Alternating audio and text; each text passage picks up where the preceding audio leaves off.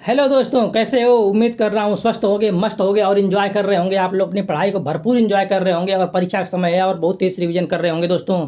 और पिछले 5 क्लासों में जो आप लोगों ने मुझे प्यार दिया है, भरपूर प्यार मिला दोस्तों। बहुत अच्छा क्लास लोगों ने देखा, रिस्पांस बहुत अच्छा मिला है। लोगों ने सराहा है कि आपको जो क्लास है वो पढ़ाने का तरीका बहुत अच्छा है, मज़ा आ रहा है पढ़ने में। तो दोस्तों आप लोग भी इसका लाभ उठाइए और इसको भरपूर पढ़िए, इन्जॉय करिए। आज ये 6वां क्लास है। अगर आप लोग नहीं देखे हैं पिछले 5 क्लासों को तो ज़रूर देखिए उसको। मज़ा आ जाएगा आप लोगों को पढ़कर। आप लोगों को जनवरी से लेकर जून तक की करंट एकदम तैयार हो जाएगी। बचेगा मात्र जुलाई, अगस्त, सितंबर, जिसका मैं अभी नई किताब जब आएगी तो इन सारी किताबों से 2-3 किताबों से मिलाकर मैं इसको एक पंच बना दूंगा और उसमें छटे हुए कुछ टॉपिक्स होंगे उनको ला दूंगा सामने।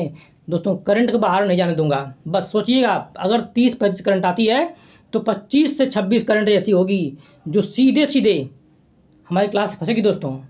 बस इतना याद रखिएगा। ये पिछले जो हमारा अनुभव है काफ़ी दिन का जो पढ़ाने का, उसका लाभ उठाइए आप लोग और भरपूर मज़ा लीजिए। बड़े बड़े क्लास देखने से बचिए। जो बड़े बड़े क्लास चलाए जा रहे हैं, 8 घंटा 10 घंटा क्लास चलाए जा रहे हैं, तो उन क्लासों को देख के बचिए, क्योंकि उनमें सारा क्या करते हैं लोग, किताब छपवा डालते हैं। अरे दोस्तों, किताब पूरा पढ़ के क्या करोगे? इतना समय कहाँ आपके पास है? बस आप लोग छोटी टॉपिक देखिए, अच्छी टॉपिक देखिए और आप लोग समुद्र के गहरे जल से आप लोग केवल मोती चुनने का प्रयास करिए।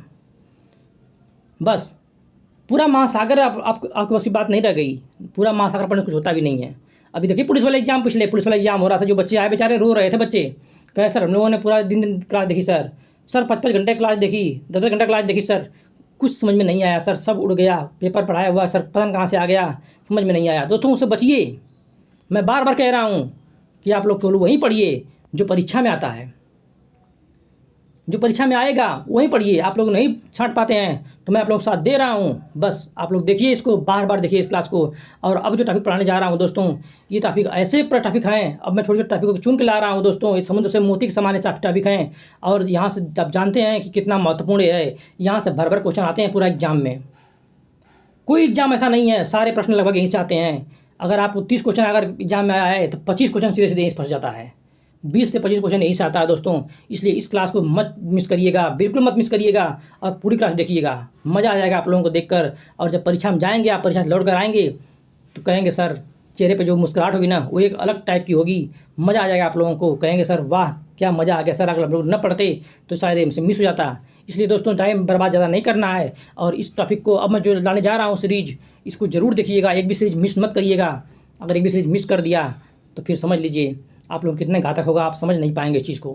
इसलिए पूरी क्लास देखिए, इन्जॉय करिए, मस्ती करिए और खूब जम के पढ़ाई करिए और बेस्ट करके आइए। और अपना नाम, अपने ख़ानदान का नाम, अपने देश का नाम, सबका नाम रोशन करिए दोस्तों। बस इसीलिए आप बने हैं और इसको इसको पाना है, किसी हद तक पाना है। इसलिए आप लोग इसको मिस मत बिल्कुल करिएगा, ध्यान से पढ़िए। मैं शुरू करने जा रहा हूँ, इसको लेट नहीं करना है, ठीक है? बस थोड़ा मोटिवेट कर देता हूँ आप लोगों को, ताकि आप लोग अंदर वो रग में वो खून दौड़ जाए। ज़रूरी है ये चीज़। जब तक खून गर्म नहीं होता तब तक कुछ काम भी नहीं होता।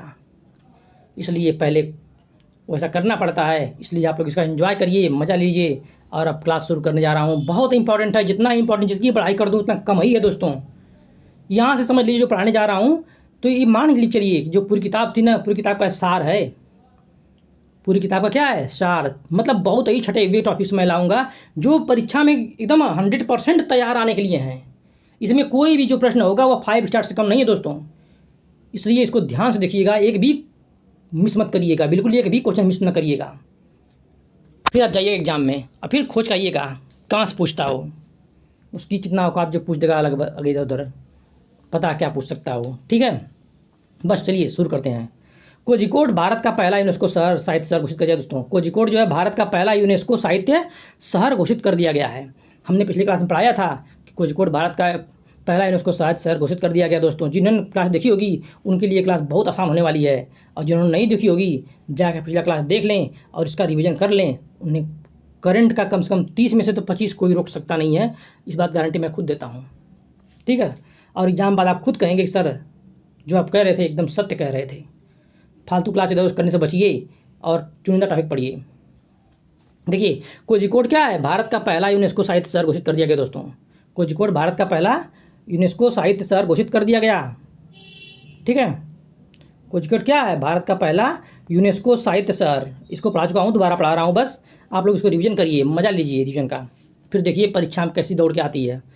अपनी समृद्ध सांस्कृतिक विरासत के लिए उत्तरी केरल, ये याद रखिएगा, उत्तरी केरल याद रखिएगा, दक्षिणी केरल दे देगा, पूर्वी केरल दे देगा, 3-4 आप टॉपिक यही दे देगा। वो बहुत दुष्ट हो चुका है आयोग, वो क्या पूछेगा आप लोग समझ में नहीं आएगा। ठीक है, एक सेकेंड यार,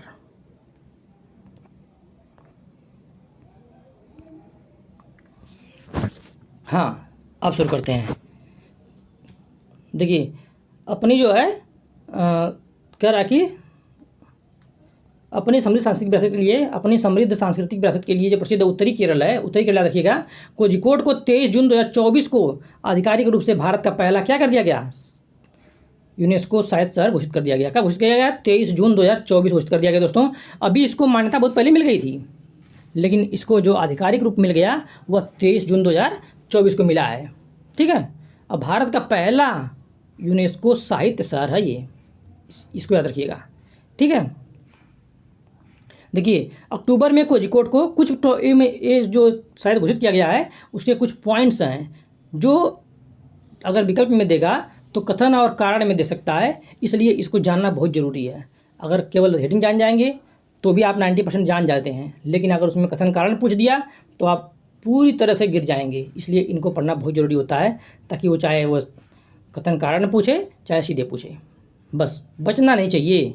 निशाने पे आ गया तो तीर लगना ही चाहिए, अगर चूक गए तो फिर समझ लीजिए चूकिए मत।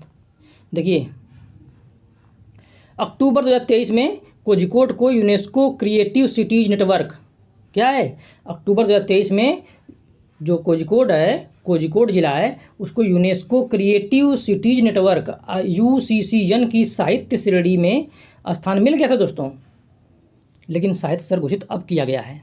यूनेस्को क्रिएटिव सिटीज़ नेटवर्क की साहित्य श्रेणी में इसको स्थान कब मिला था, अक्टूबर 2023 में मिल गया था। ऐतिहासिक रूप से कोझिकोड को कालीकट के रूप में जाना जाता है, कालीकट, इसको तो आप लोग जानते ही होंगे। इसी बंदरगाह पर, कालीकट जो बंदरगाह दोस्तों, इसी बंदरगाह पर वास्को डी गामा कब आया था, 1498 में आया था, और उसने भारत की खोज की थी। भारत आने वाला पहला यूरोपियन था। ठीक है, और उसने ही भारत की खोज किया था। और वहाँ का राजा कौन था उस समय, राजा जमोरिन था। राजा जमोरिन वहाँ का राजा था, कालीकट का राजा था, जिसने उसका स्वागत किया था दोस्तों। कालीकट का बंदरगाह पर ही उतरा था जो वास्को डी गामा, ठीक है ना। मोहम्मद हनीफ नाम का जो एक था, उसका पथ प्रदर्शक था, उसने उसका साथ दिया था। ठीक है, इसको याद रखिएगा, ऐतिहासिक चीज़ें हैं, उसको पूछता भी है। ठीक है, ध्यान दीजिएगा। नेक्स्ट टॉपिक इसकी है पॉइंट कि केरल के मालाबार, केरल के मालाबार तट पर स्थित कोझिकोड में 500 से अधिक पुस्तकालय हैं। कितना है, 500 से अधिक पुस्तकालय हैं दोस्तों, 70 प्रकाशन हैं और एक सशक्त साहित्यिक शिक्षा आधार है, जिस कारण इसे 2012 में मूर्तियों के शहर का क्या मिला, टैग मिल गया था। तीनों बातें बहुत इंपॉर्टेंट थी। ठीक, पहली बात, उसको क्रिएटिव सिटीज़ का दर्जा मिल गया था अक्टूबर 2023 में। दूसरी बात, कोझिकोड कोई उत्तरी केरल में स्थित है। और नेक्स्ट कहा उसने कि यह कोझिकोड को ही पहले केरल कहा जाता था, मतलब कि कोझिकोड को ही पहले कालीकट कहा जाता था। क्या कहता था, कालीकट के रूप में जाना जाता था। और कालीकट में कौन आया था, भारत की खोज करने वाला प्रथम यूरोपियन नागरिक वास्को डी गामा आया था। ठीक है, कब आया था, 1498 में आया था। और नेक्स्ट जो पॉइंट है वह केरल के मालाबार तट में स्थित कोझिकोड जो है, इसमें क्या है, 500 से अधिक पुस्तकालय हैं, 70 प्रकाशन है और एक सशक्त साहित्यिक शिक्षा आधार है, जिस कारण इसे 2012 में दोस्तों, कब, 2012 में क्या किया गया, मूर्तियों के शहर के रूप में टैग मिला। मूर्तियों के शहर के रूप में टैग मिला। बस इससे जाने की जरूरत नहीं है। अगर आप लोग इतनी पता है तो आप कहेंगे कि आ जाओ सामने, लड़ लेते हैं तुम लोगों से। ठीक है, पहला ये ख़त्म हो गया हमारा। ये छोटे छोटे हैं, बस छोटे छोटे हैं, देखने में छोटे लगे घाव करे गंभीर, इसलिए छोटे हैं लेकिन घाव गंभीर करते हैं दोस्तों। ध्यान से पढ़िएगा इसको, बहुत ध्यान से। नेक्स्ट देखियो क्या है ये, नेक्स्ट उससे भी इम्पॉर्टेंट चीज़ देखिए क्या है ये नेक्स्ट वाला, कि ये कह रहा है कि भारत की सबसे बड़ी जलवायु घड़ी, भारत की सबसे बड़ी जलवायु घड़ी। ठीक है, भारत की सबसे बड़ी जलवायु घड़ी कहाँ पे है दोस्तों, इसको जानिएगा। बहुत अच्छे टॉपिक लाया हूँ, मज़ा आ जाएगा आप लोगों को, मज़ा आ जाएगा बिल्कुल। 23 अप्रैल 2024, कब 23 अप्रैल 2024 को वैज्ञानिक एवं औद्योगिक अनुसंधान परिषद CSIR ने पृथ्वी दिवस समारोह के एक भाग के रूप में रफ़ी मार्ग नई दिल्ली, कहाँ पे रफ़ी मार्ग नई दिल्ली में CSIR मुख्यालय भवन में भारत की सबसे बड़ी जलवायु घड़ी स्थापित की है दोस्तों। कहाँ किया है, कब किया, 23 अप्रैल को किया। 23 अप्रैल 2024 में वैज्ञानिक और औद्योगिक अनुसंधान परिषद CSIR ने किया है दोस्तों, याद रखिएगा। कहाँ क्या किया है, पृथ्वी दिवस के समारोह जब हो रहा था, पृथ्वी दिवस कब होता है, 22 अप्रैल को होता है दोस्तों। और 23 अप्रैल को जो है एक दिन बाद जो है CSIR ने क्या किया है, पृथ्वी दिवस समारोह मनाया था। और उसके एक भाग के रूप में रफ़ी मार्ग नई दिल्ली में CSIR जो मुख्यालय है उसमें भारत की सबसे बड़ी जलवायु घड़ी स्थापित किया दोस्तों। बहुत इंपॉर्टेंट प्रश्न है, इसे पूछ सकता है, ठीक है, कि जलवायु घड़ी कहाँ स्थापित की गई है, तो स्थापित की गई है दोस्तों कहाँ पे, CSIR के मुख्यालय में रफ़ी मार्ग नई दिल्ली में, इसको याद रखिएगा। नेक्स्ट, जलवायु घड़ी एक क्या है, एक सरल उपकरण है, सरल उपकरण पर केंद्रित है। यह एक घड़ी जो शून्य उत्सर्जन, बहुत इंपॉर्टेंट बात कह दिया इसने, एक घड़ी जो क्या करती है, शून्य उत्सर्जन करती है, ठीक है, हमारी समय सीमा एक घड़ी, इसकी जो उपकरण केंद्रित है, जो टॉपिक इसका जो मेन विषय है वह एक घड़ी जो शून्य उत्सर्जन हमारी समय सीमा तक पहुंचने के लिए हमारी क्या करती है, महत्वपूर्ण समय विंडो की गिनती करती है।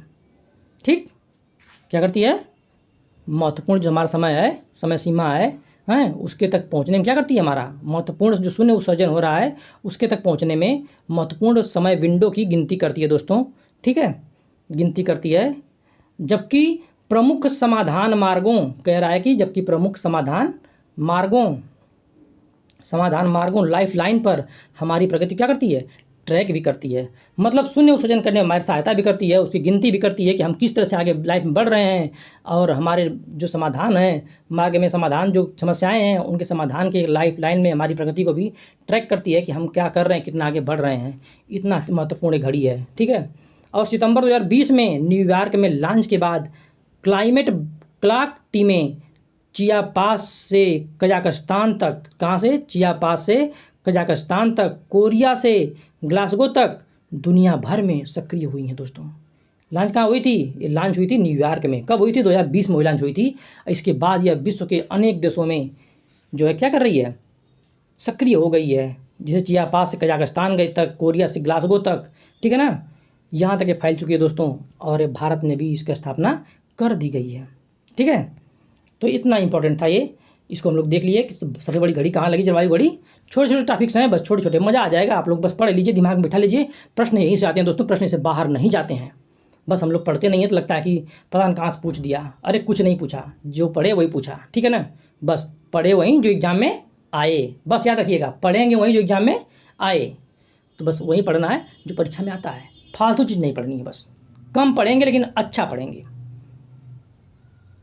फालतू महासागर में कूदने की जरूरत नहीं है। ठीक है, बस इतना याद रखिएगा। बस इसको पढ़िए, मज़ा आ जाता रहेगा। भारत सबसे बड़ी घड़ी कहाँ लगी है दोस्तों, हमारा मार्च लग गया कि रफ़ी मार्ग नई दिल्ली में लगी है। कहाँ लगी है, CSIR के मुख्यालय में लगी है दोस्तों। 23 अप्रैल को लगी है। लॉन्च कहाँ हुई थी, न्यूयॉर्क में हुई थी। ठीक है ना, और विश्व अनेक देशों में जो क्या कर रही है, सक्रिय हो रही है धीरे धीरे। बस इतनी बातें रखिएगा, ये टॉपिक खत्म हो गया। नेक्स्ट टॉपिक हमारा आ गया, नेक्स्ट टॉपिक आ गया Thiruvananthapuram, zero waste to landfill मान्यता प्राप्त करने वाला भारत का पहला हवाई अड्डा बन गया। बहुत इंपॉर्टेंट, इसको जितना हम इंपॉर्टेंट कर लें उतना कम है परीक्षा के दृष्टिकोण से। तिरुवनंतपुरम कहाँ पे है, केरल की राजधानी कहाँ है, तिरुवनंतपुरम दोस्तों, भूलिएगा मत। यहाँ पे क्या बन गया, जीरो वेस्ट टू लैंडफिल मान्यता प्राप्त करने वाला भारत का पहला हवाई अड्डा बन गया दोस्तों। क्या बन गया, भारत का पहला हवाई अड्डा बन गया। ये बहुत इंपॉर्टेंट है, सीधे सीधा पूछ देगा कि भारत का जीरो वेस्ट टू लैंडफिल मान्यता प्राप्त करने वाला भारत का पहला हवाई अड्डा कहाँ है, तो तिरुवनंतपुरम में। ठीक है, तिरुवनंतपुरम में दोस्तों है। केरल का तिरुवनंतपुरम अंतर्राष्ट्रीय हवाई अड्डा जो है वह zero waste to landfill ZWL की मान्यता प्राप्त करने वाला भारत का पहला हवाई अड्डा बन गया दोस्तों। ठीक है, यह सम्मान यह सम्मान उसे भारतीय उद्योग परिसंघ ये भी पूछ सकता है कि वो जीरो वेस्ट वाला जो मतलब लैंडफिल हवाई अड्डा बना है केरल का तिरुवनंतपुरम, उसे यह सम्मान दिया किसने था?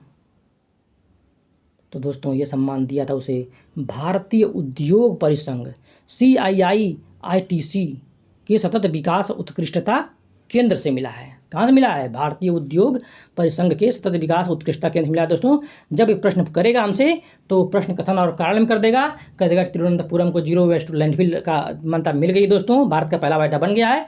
और उसे मान्यता देने वाला कह देगा पृथ्वी मंत्रालय है, कह देगा फलान दिमाग मंत्रालय है, कोई मंत्रालय नाम दे देगा, लेकिन हो जाए गलत, वहीं गलती कर बैठेंगे आप लोग कहेंगे कि पक्का मिला तो उसी को था, लेकिन दिया किसने था पता नहीं रहेगा।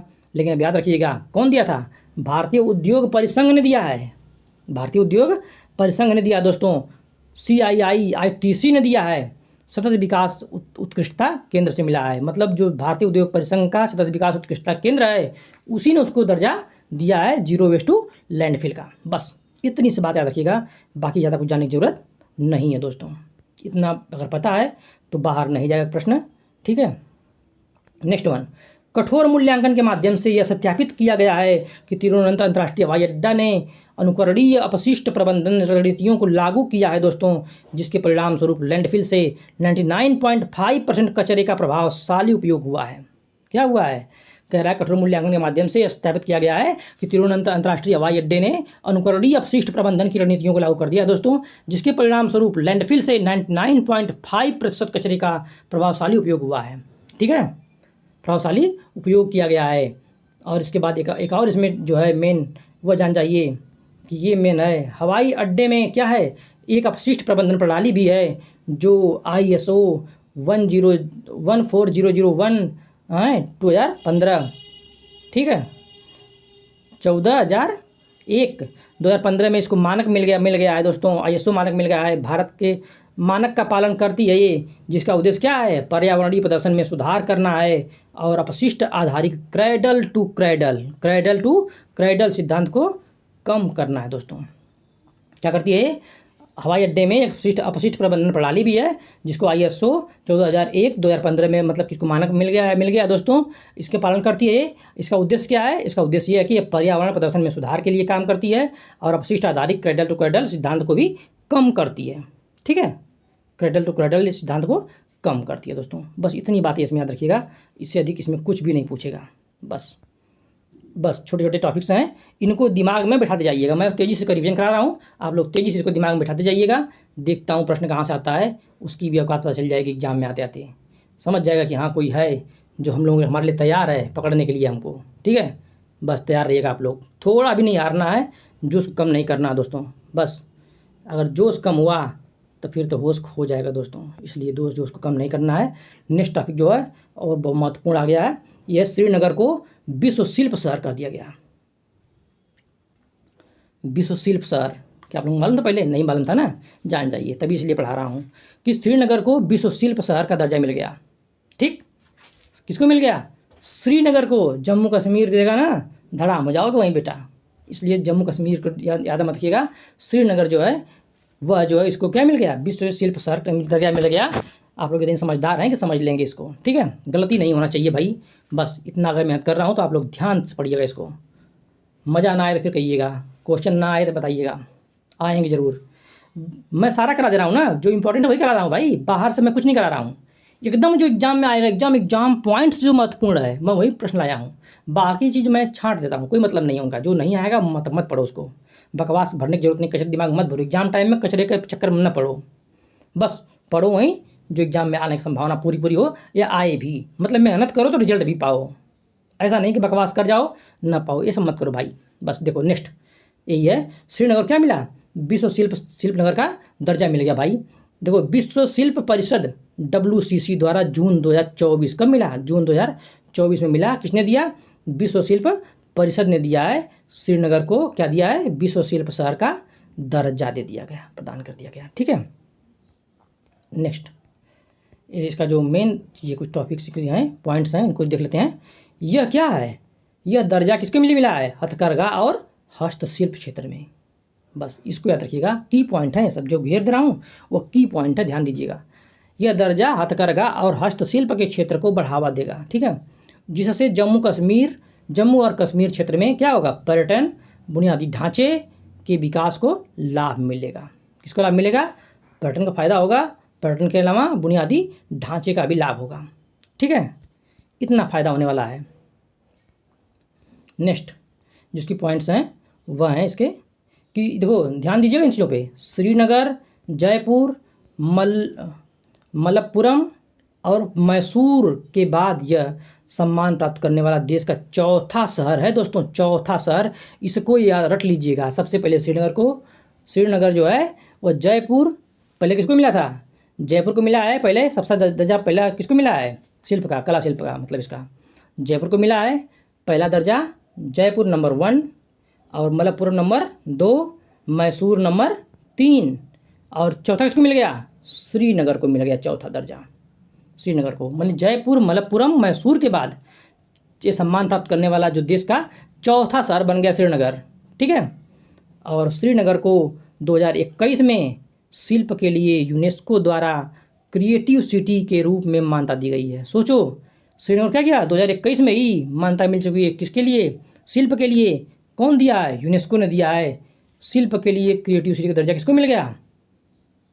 श्रीनगर को मिल गया। और हम लोग देखिए अभी साहित्य के लिए यूनेस्को का दर्जा किसको मिल गया था? साहित्य शहर को घोषित कर दिया गया। साहित्य शहर जो बन गई कोझिकोड, और क्रिएटिव सिटी के रूप में दर्जा उसको 2021 में ही मिल चुका था। ठीक है, तो नहीं 2023 मिला था क्रिएटिव सिटी का दर्जा। क्रिएटिव सिटी का दर्जा 2023 मिला था और साहित्य शहर घोषित कर दिया गया 2024 में जून में। और श्रीनगर को 2021 में ही क्या हुआ था? यूनेस्को द्वारा क्रिएटिव सिटी का दर्जा मिल चुका था शिल्प के लिए, और अब उसको देश का चौथा जो शिल्प शहर घोषित कर दिया गया है दोस्तों। इसलिए याद रखिएगा इस प्रश्न को, बहुत इंपॉर्टेंट प्रश्न था जो आप लोगों के बीच में आया। और यहाँ से एक प्रश्न तो हमें दे के जाएगा, ये एक प्रश्न क्या करेगा? ये दे कर ही जाएगा कि श्रीनगर को विश्व शिल्प नगर घोषित कर दिया गया। याद रखिएगा इसको, आने की संभावना पूरी इसको है। ये 5 स्टार क्वेश्चन है दोस्तों, 5 स्टार है। ठीक है, देख लिए होंगे आप लोग। इसको नोट भी करते चलना, ये नहीं कि देखते चलना, नोट भी कर लेना, कम से कम हेडिंग और 1-2 पॉइंट नोट ही कर लेना।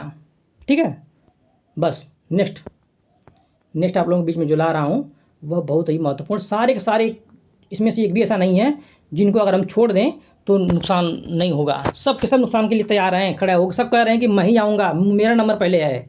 बस देखना है कि एग्जाम में सबसे पहले कौन बाजी मार जाता है। लेकिन सब तैयार हैं बिल्कुल, सब 5 स्टार क्वेश्चन है। कितने हैं? 5 स्टार, 5 स्टार दोस्तों, 5 स्टार दोस्तों सब क्वेश्चन है, सारा 5 स्टार हैं।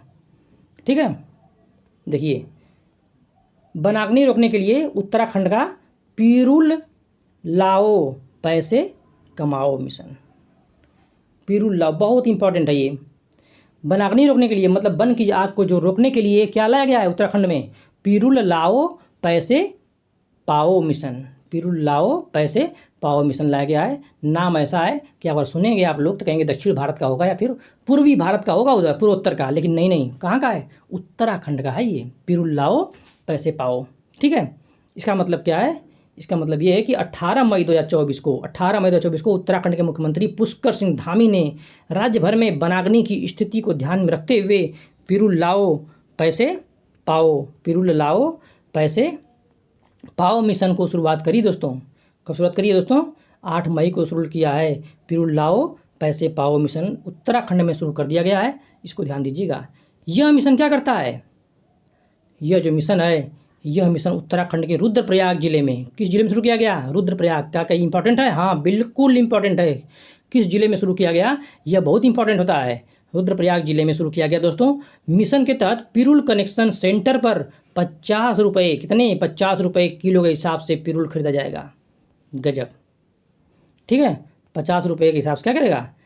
किलो के हिसाब से खरीदा जाएगा पिरूल को। ठीक है, और इस मिशन का संचालन पॉल्यूशन कंट्रोल बोर्ड द्वारा किया जाएगा। मिशन का संचालन कौन करेगा? मिशन का संचालक कौन होगा? पॉल्यूशन कंट्रोल बोर्ड करेगा। इसके लिए 50 करोड़ का कार्पस फंड अलग से रखा जाएगा। क्या किया जाएगा? 50 करोड़ का कार्पस फंड जो है अलग से भी रखा जाएगा। ठीक, और इसके बाद पिरूल का तात्पर्य क्या होता है दोस्तों? पिरूल का तात्पर्य होता है पहाड़ों में पाए जाने वाले चीड़ का पेड़ की पत्तियाँ। पहाड़ों में पाए जाने वाले चीड़ के पेड़ की पत्तियाँ क्या बोलते हैं? पिरुल। पिरुल लाओ पैसे पाओ, मतलब चीड़ की पत्तियों को लाओ और 50 रुपया किलो के हिसाब से क्या करो? बेच दो।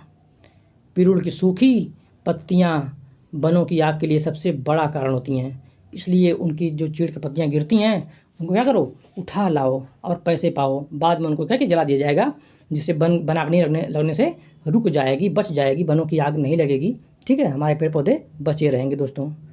ठीक, देखिए इसकी उत्कृष्ट ज्वलन क्षमता होती है। जो चीड़ की पत्तियाँ होती हैं उनकी ज्वलन क्षमता क्या होती है? बहुत ही उत्कृष्ट होती है, बहुत तीव्र जलती है, बहुत तेज़ी से आग फैलता है इसमें। इस कारण इसमें उत्तरकाशी जिले के चकोरी धनारी गांव, कौन गांव? चकोरी धनारी गांव में पिरुल के उपयोग से बिजली उत्पादन के लिए 25 किलोवाट क्षमता का बिजली संयंत्र स्थापित किया जा रहा है। देखो अब तक इसको क्या करते थे हम लोग? जला देते थे, फेंक दिया करते थे, है ना, खराब हो जाता था। लेकिन अब जो है वैज्ञानिक तरीके से क्या किया जाएगा इसको? इसी पत्तियों से दोस्तों, पिरुल की पत्तियों से ही, यानी कि चीड़ की पत्तियों से ही क्या किया जाएगा? बिजली उत्पादन किया जाएगा। 25 किलोवाट क्षमता की जो है एक बिजली संयंत्र स्थापित कर दिया गया है। कहाँ स्थापित किया गया है? चकोरी धनारी गांव। अब कहीं क्या ये भी याद करना पड़ेगा? बिल्कुल, बहुत इंपॉर्टेंट है ये। चकोरी धनारी गांव में क्या किया गया है? चीड़ की पत्तियों से, यानी पिरुल की पत्तियों से बिजली उत्पादन करने की लिए बिजली संयंत्र स्थापित किया गया है दोस्तों। कितनी क्षमता स्थापित करेगा? ये भी याद रखना, 25 किलोवाट क्षमता की संयंत्र स्थापित किया गया है। वो 10-15 कर देगा, वो आप कन्फ्यूज जाएंगे दोस्तों, कन्फ्यूज मत होइएगा, बिल्कुल कन्फ्यूज नहीं होना है। 25 किलोवाट क्षमता का बिजली संयंत्र स्थापित किया गया है। कहाँ स्थापित किया गया दोस्तों? चकोरी धनारी गांव में। आप कहेंगे इतनी बार सर क्यों बोलते हैं इसको? इतनी बार इसलिए मैं बोलता हूँ ताकि आप लोग अगर एग्जाम टाइम में अगर गलती से अगर पढ़ भी ना पाएँ, समय न मिल पाए, तो आपके दिमाग में छप जाए, बस इसलिए ऐसा करता हूँ, ताकि छप जाएगा ना तो आप गलती से भी गलती नहीं कर पाओगे, चाह कर भी गलती नहीं कर पाओगे। अगर चाहोगे ना कि मैं नहीं करके आऊँगा, मैं गलती करूँगा, लेकिन नहीं कर पाओगे। क्यों? क्योंकि दिमाग में, सबकॉन्शियस माइंड में आपको जाकर बैठ चुका है, छप चुका है, वो इतनी बार देख चुके हैं, उसके बाद सुन चुके हैं कि वो गलती करने ही नहीं देगा, कहेगा ना मैं तो यही हूँ। कैसे गलती करोगे तुम? नहीं कर पाओगे दोस्त, इसीलिए ऐसा करता हूँ, बस आपके फ़ायदे के लिए। ठीक है, अब नेक्स्ट वाला जो आता है हमारा, देखो नेक्स्ट जो हमारा आ गया उसको देख लीजिए, बहुत इंपॉर्टेंट चल रहा है। अब टॉपिक का सबसे की पॉइंट शुरू हो गए हैं, इसलिए एक भी क्लास अब मिस नहीं होनी चाहिए, क्योंकि अब एग्जाम जितनी जल्दी पास आ जाएगा, मैं वैसा ही प्रश्न लाता रहूँगा। ऐसे प्रश्न जो आग लगाने वाले होंगे, बिल्कुल एकदम आग लगाने प्रश्न आए होंगे, बिल्कुल मस्त मस्त प्रश्न, सब 5 स्टार के प्रश्न हैं, सब 5 स्टार के प्रश्न हैं। महाराष्ट्र के पहले संविधान पार्क का उद्घाटन कर दिया गया दोस्तों। पहला संविधान पार्क महाराष्ट्र का उद्घाटन कर दिया गया उसका, ठीक है ना। कब किया गया? 29 अप्रैल 2024 को किया गया। महाराष्ट्र के पहले संविधान पार्क का उद्घाटन पुणे में किया गया। कहाँ किया गया? पुणे में। याद कर लीजिएगा कि पुणे में महाराष्ट्र के पहले संविधान पार्क का उद्घाटन कर दिया गया दोस्तों।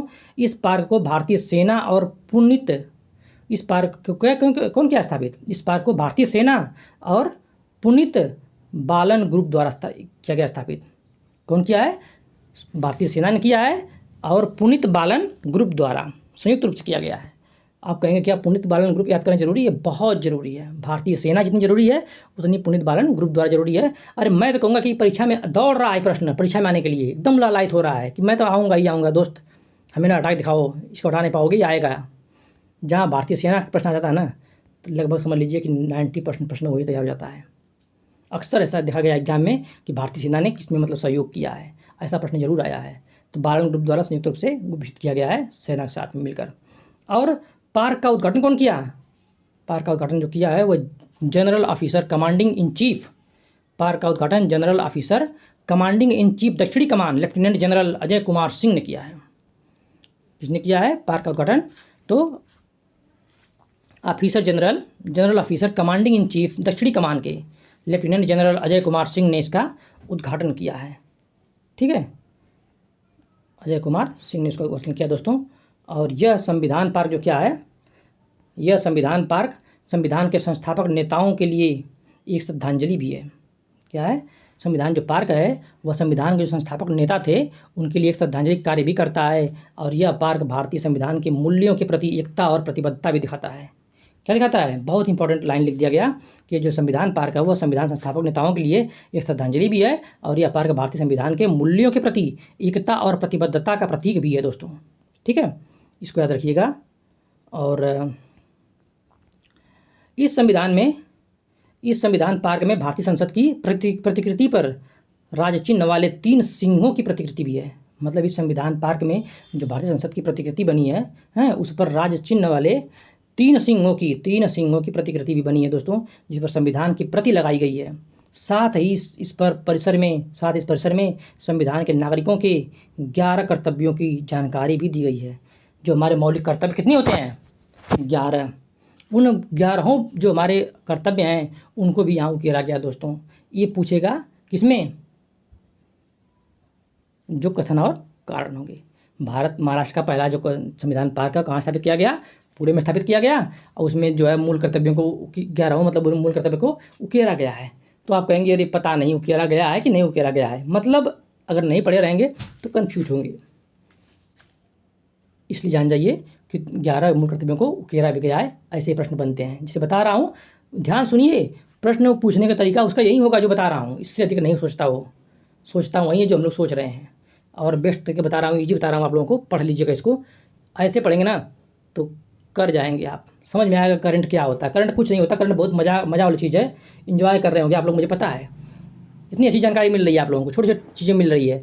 संविधान पार्क में भारत संसद की प्रतिकृति लगाई गई है, जिसमें 3 सिंहों की प्रतिकृति लगी है। और इस संविधान में क्या, संविधान की प्रति भी लगाई गई यहाँ पे। साथ ही साथ इसमें परिसर में संविधान के नागरिकों के 11 जो मूल कर्तव्य हैं उसकी भी जानकारी यहाँ पे दी गई है दोस्तों। ठीक, दी गई है दोस्तों।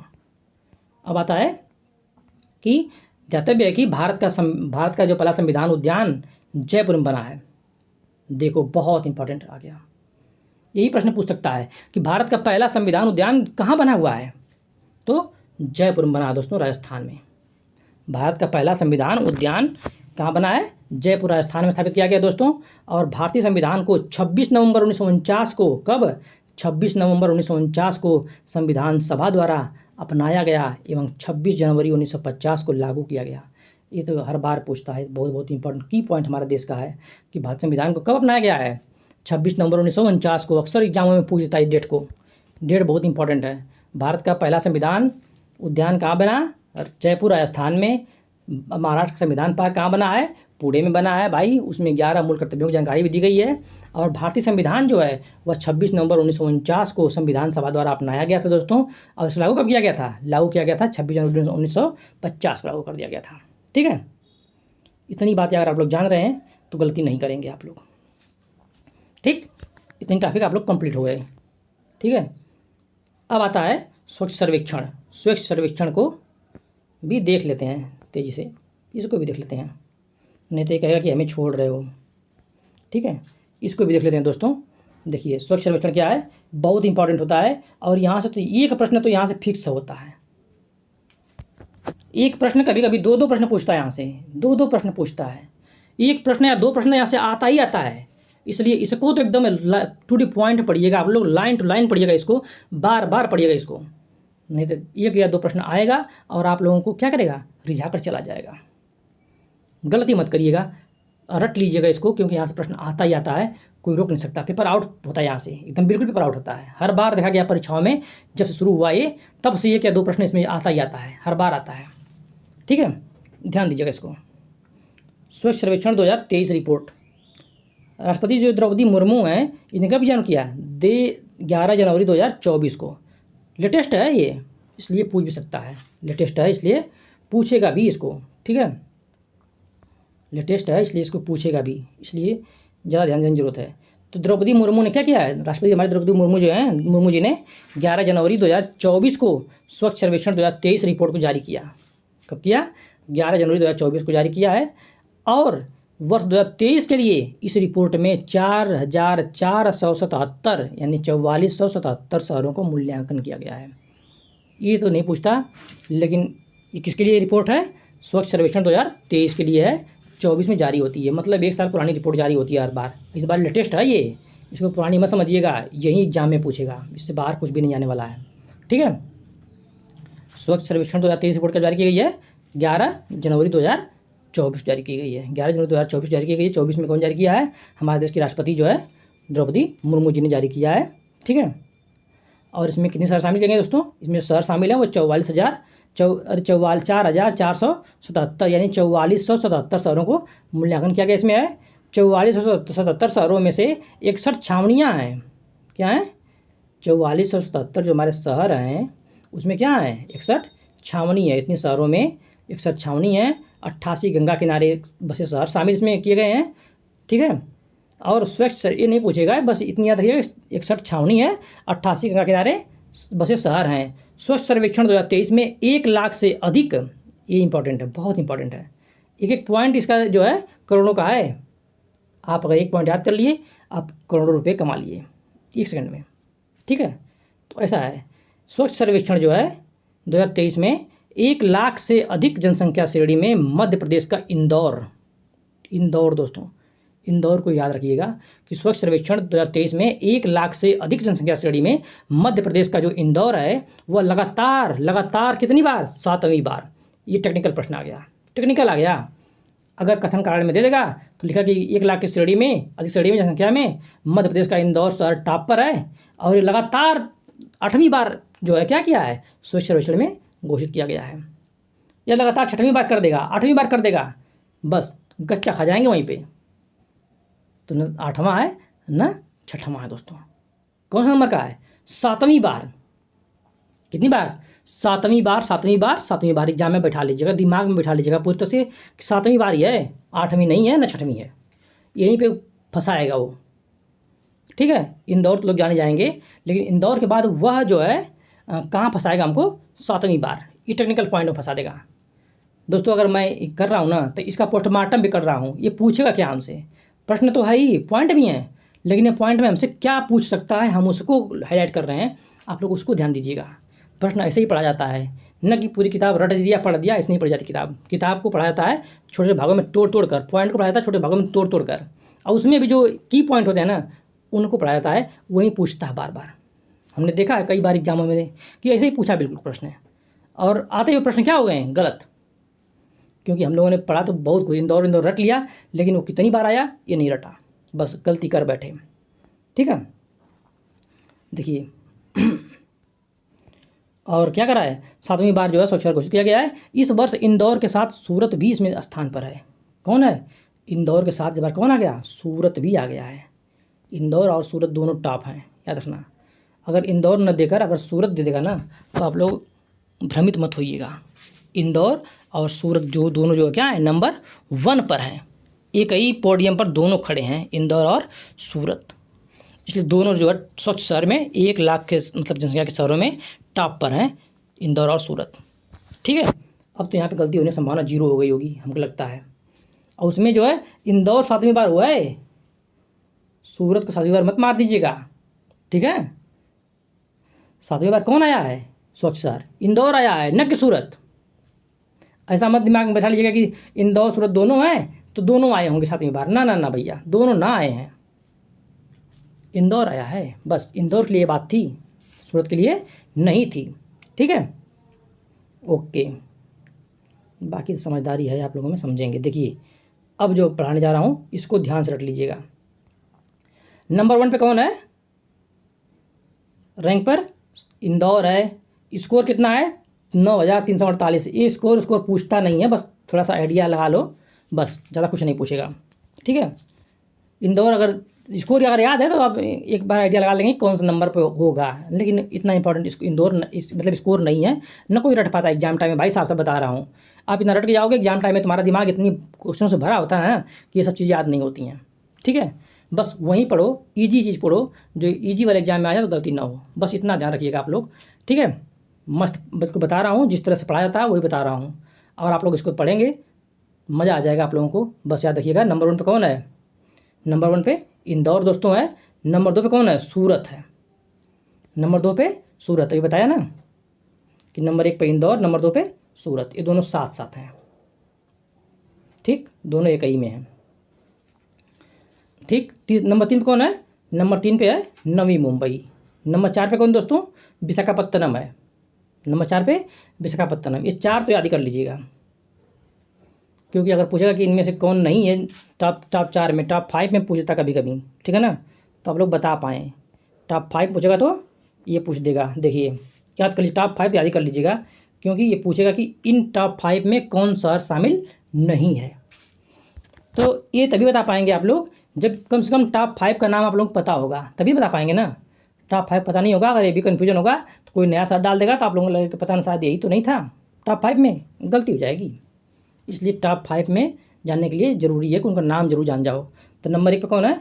नंबर 1 पे इंदौर और सूरत नंबर 1 पे ही है, ठीक है ना, गलती मत करिएगा। नंबर 2 पे, नंबर 3 पे कौन आ गया?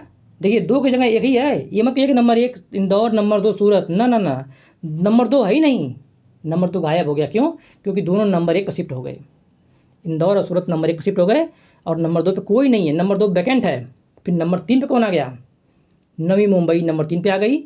और विशाखापत्तनम, विशाखापत्तनम क्या आ गया? नंबर 4 पे है। नंबर 5 पे भोपाल आ गया। नंबर 6 पे विजयवाड़ा आ गया। बस इतनी याद रख लीजिएगा ध्यान से। इंदौर नंबर 1 पे, सूरत नंबर 1 पे ही है, नंबर 2 पे कोई नहीं है, नंबर 3 पे नवी मुंबई है, नंबर 4 पे जो है विशाखापत्तनम है, नंबर 5 पे भोपाल है, नंबर 6 पे विजयवाड़ा है, ठीक। और नंबर 7 पे कौन है? नई दिल्ली, नंबर 7 पे नई दिल्ली है, नंबर 8 पे तिरुपति है, नंबर 9 पे ग्रेटर तिरुपति नंबर 8 पे है, याद रखना। नई दिल्ली 7 पे है, तिरुपति 8 पे है, ग्रेटर हैदराबाद जो है वह 9 पे है, और 10 पे कौन आ गया? पुणे आ गया। और नंबर 11 पे कौन है? चंडीगढ़ है। 12 पे कौन है? रायगढ़ है, ठीक है, रायगढ़ है 12 पे, ठीक। और 13 पे कौन है? पिपरी चिंचवाड़ है 13 पे। 14 पे कौन है? नोएडा दोस्तों, कौन है? नोएडा, इसको याद कर लीजिएगा, रट लीजिएगा इसको, ठीक है ना। टॉप 14 में शामिल हो गया नोएडा अपना, ठीक। टॉप 15 में कौन है? अहमदाबाद है। 16 में कौन है? ग्वालियर है 16वां स्थान पे। 17वें में गुंटूर है। और बारामती किस पे है? 18वें पे है। बारामती 18वें पे है। उज्जैन 19वें पे है। और मीरा भयंदर किस पे है? 20वें पे है। लेकिन सबसे ज़्यादा जो इम्पोर्टेंट है वह है इंदौर और सूरत नंबर 1 पे दोनों हैं, और नवी मुंबई 2 पे, और विशाखापत्तनम 4 पे है। नवी मुंबई 3 पे है, विशाखापत्तनम 4 पे है, भोपाल 5 पे है, विजयवाड़ा 6 पे है, और 7 पे नई दिल्ली, 8 पे तिरुपति, 9 पे ग्रेटर हैदराबाद, 10 पे पुणे, और 11 पे चंडीगढ़, 12 पे रायपुर, पिंपरी चिंचवाड़, और 13 पे 14 पे नोएडा है। नोएडा को आप लोग मत भूलिएगा, नोएडा पूछिएगा अगर यहाँ पूछेगा कि टॉप 15 में कौन सा है, यूपी कौन सा शामिल है, तो कौन शामिल है दोस्तों? नोएडा शामिल है, इसको याद रखिएगा, ठीक है। ये भी पूछ सकता है। बस इतनी चीज़ें थी 1 लाख की श्रेणी में, जनसंख्या वाले में, ठीक है, इम्पोर्टेंट था। अब देखिए 1 लाख में शामिल तो हो गया, और अब जो है हम लोग देखेंगे कि जो शीर्ष शहर है, शीर्ष 5 सबसे स्वच्छ शहर 1 लाख से कम श्रेणी में। अभी तो हम लोग 1 लाख से अधिक देख रहे थे, ठीक है ना, जिनमें इंदौर सूरत था। अब 1 लाख से कम जो शहर हैं, 1 लाख से कम वाले में कौन शामिल दोस्तों? तो 1 लाख से कम में शामिल है, नंबर 1 पे है सासवाड़। सासवाड़ जो है महाराष्ट्र का सासवाड़ जिला है, नंबर 1 पे, 1 लाख से कम में है, शीर्ष 5 में, ठीक है ना। यही देखेंगे, सासवाड़ महाराष्ट्र का नंबर 1 पे है, और पाटन छत्तीसगढ़ का नंबर 2 पे है, लोनावाला महाराष्ट्र में नंबर 3 पे है, कराड़ ये भी महाराष्ट्र में नंबर 4 पे। तो दोस्तों कौन है टॉप 5 में शामिल जो जिला है 1 लाख से कम श्रेणी में, वो कौन कौन है? सासवड़ है नंबर 1 पे, पाटन नंबर 2 पे छत्तीसगढ़ का, लोनावाला महाराष्ट्र नंबर 3 पे, कराड़ महाराष्ट्र का 4 पे, और पंचगनी महाराष्ट्र का 5। देखो 3 शहर जो है वो महाराष्ट्र शामिल हो गए। कौन कौन से?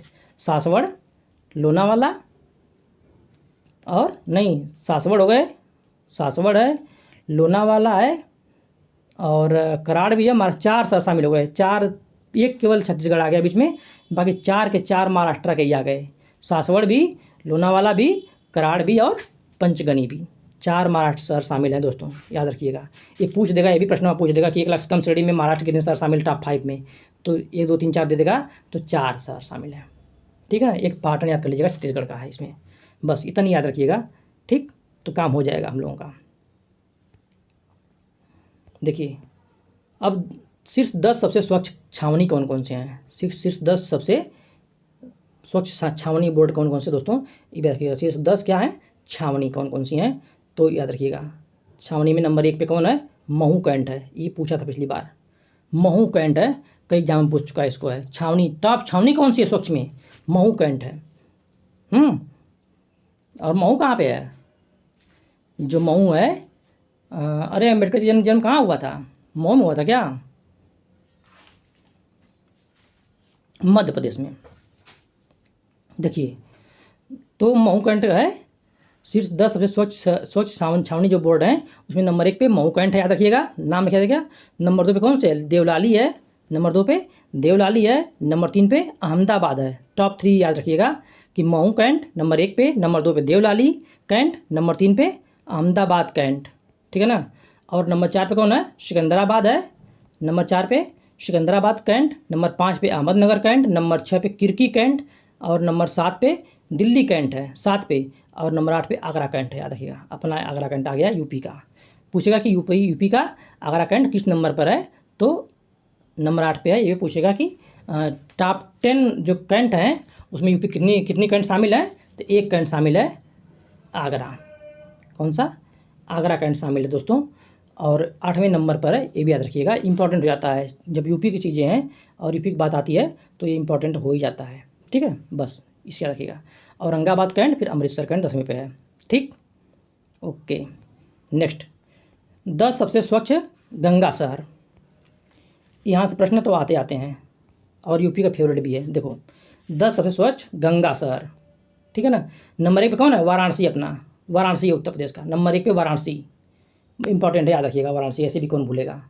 नंबर 1 पे वाराणसी है। नंबर 2 पे प्रयागराज है उत्तर प्रदेश का। नंबर 3 बिजनौर है। मतलब टॉप 3 जो है शहर हैं स्वच्छ गंगा शहर के बाद, वह यूपी के ही हैं। खुश हो जाइए यूपी वालों, ठीक है। जो टॉप 10 में टॉप 3 जो शहर हैं स्वच्छ गंगा शहर, वह यूपी के ही हैं। नंबर 1 पे वाराणसी है, नंबर 2 पे प्रयागराज है, नंबर 3 पे बिजनौर है, नंबर 4 पे कौन सा है? हैदराबाद, और नंबर 5 फिर कन्नौज आ गया यूपी का। नंबर 5 पे कन्नौज आ गया यूपी का, ठीक है ना। नंबर 6 पे पटना है, और नंबर 7 पे कौन है? ऋषिकेश है। नंबर 8 पे कानपुर भी आ गया, गजब, कानपुर भी आ गया। मतलब कितने शहर हो गए? 3 2 5 हो गए, ठीक है ना। वाराणसी, प्रयागराज, बिजनौर, कन्नौज, कानपुर 5 हो गए, ठीक। और नंबर जो है नंबर 9 पे राजमहल, और नंबर 10 पे साहिबगंज। बस याद रखिए, जल्दी से याद कर लीजिएगा तेज़ी से कि जो 10 शहर हैं उनके नाम याद करिएगा। नंबर 1 पे वाराणसी है, नंबर 2 प्रयागराज, नंबर 3 पे बिजनौर, नंबर 4 पे हरिद्वार, नंबर 5 पे कन्नौज, 6 पे पटना, 7 पे ऋषिकेश, 8 पे कानपुर, 9 पे राजमहल, 10 पे साहिबगंज। इतनी चीज़ याद रखिएगा आप लोग। देखो, सर्वश्रेष्ठ प्रदर्शन करने वाले शीर्ष 10 राज्य जो हैं, सर्वश्रेष्ठ प्रदर्शन करने वाले शीर्ष राज्य ना, कौन कौन से राज्य से हैं जो स्वच्छ सर्वेक्षण में सर्वश्रेष्ठ प्रदर्शन किए हैं।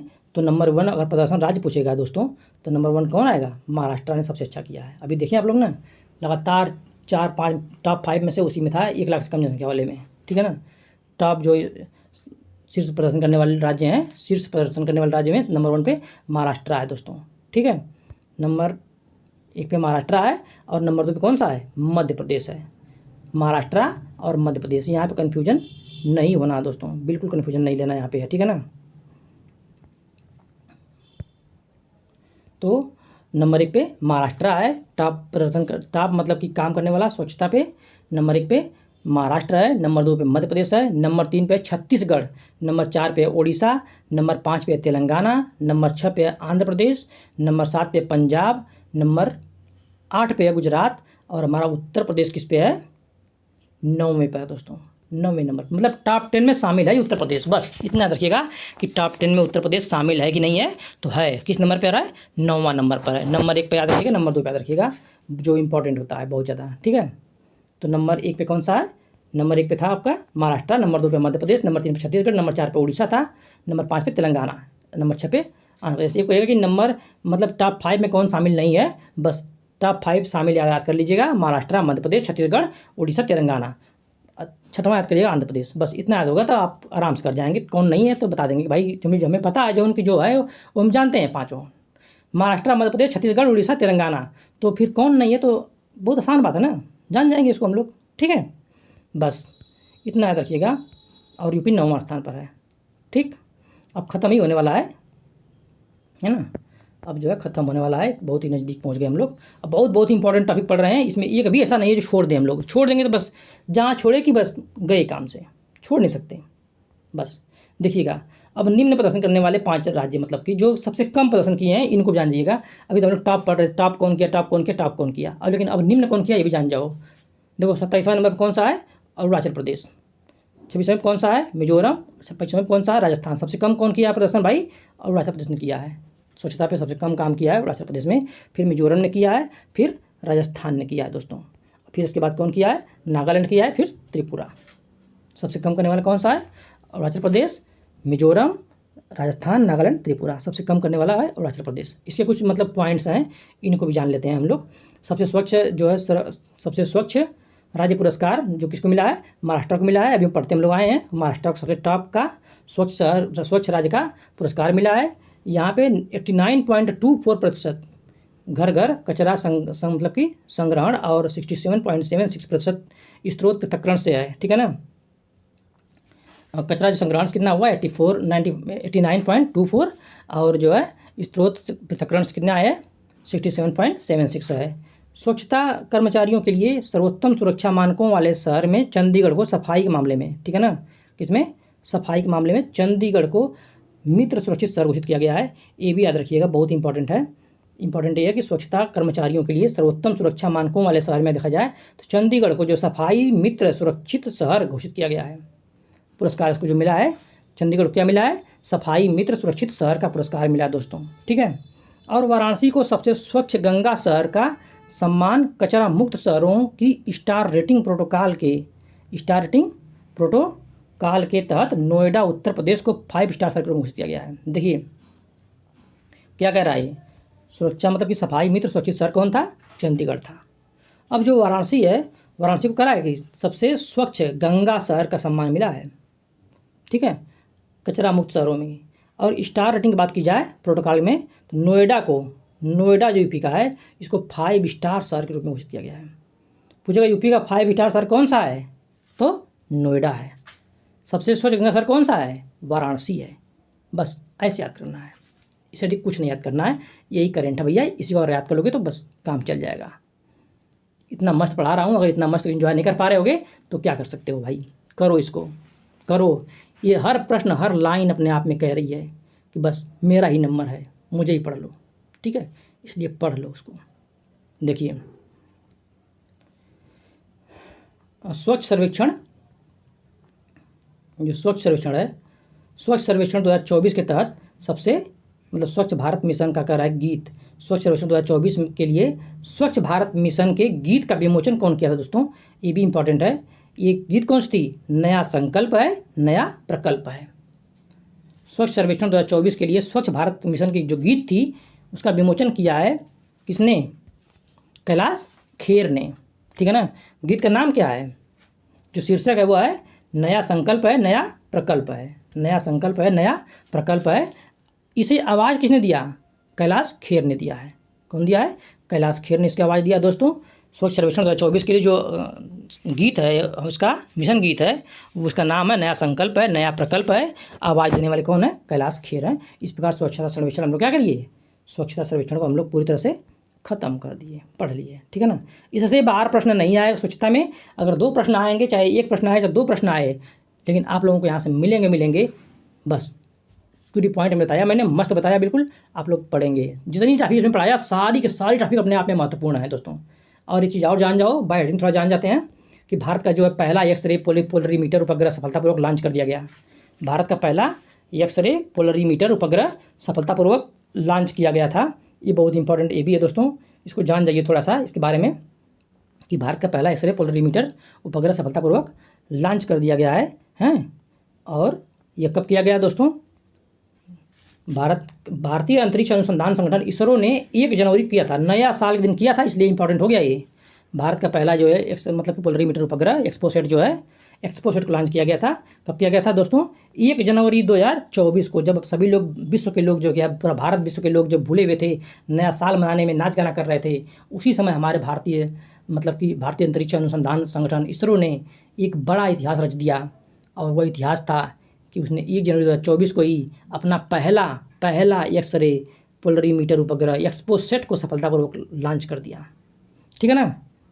एक्सपोसेट को सफलतापूर्वक लॉन्च कर दिया, जो ब्लैक होल जैसी खगोलीय रचनाओं के बारे में कई जानकारियाँ उपलब्ध कराएगा दोस्तों। क्या करेगा, ब्लैक होल जैसी जो खगोलीय रचनाएं हैं उसके बारे में कई जानकारियाँ हमें उपलब्ध कराएगा। इसरो के अत्यंत विश्वसनीय ध्रुव इसरो के क्या है, अत्यंत विश्वसनीय ध्रुवीय उपग्रह प्रक्षेपण वाहन PSLV-C59। इसका नाम भी याद कर लीजिएगा, बहुत इंपॉर्टेंट है। पूछ सकता है किस उपग्रह प्रक्षेपण यान से भेजा गया था, ये भी पूछता है अभी, ठीक है ना। तो ये पूछे, इसका नाम है PSLV-C58। PSLV-C58 58 PSLV-C58 द्वारा 58 याद रखिएगा, द्वारा पहले लॉन्च पैड से उड़ान भरने के बाद प्राथमिक एक्सरे पोलरीमीटर उपग्रह एक्सपोसेट एक्सरे पोलरीमीटर सेटेलाइट या क्या दिया है कि पैड से उड़ान भरने के बाद जो प्राथमिक एक्सरे पोलरीमीटर उपग्रह था एक्सपोसेट जो है एक्सरे पोलरीमीटर सेटेलाइटा को पृथ्वी की सेटेलाइट दिया है, वो सेटेलाइट लिखा है वहाँ पे, TE की जगह TI लिख दिया है। सेटेलाइट को पृथ्वी के 650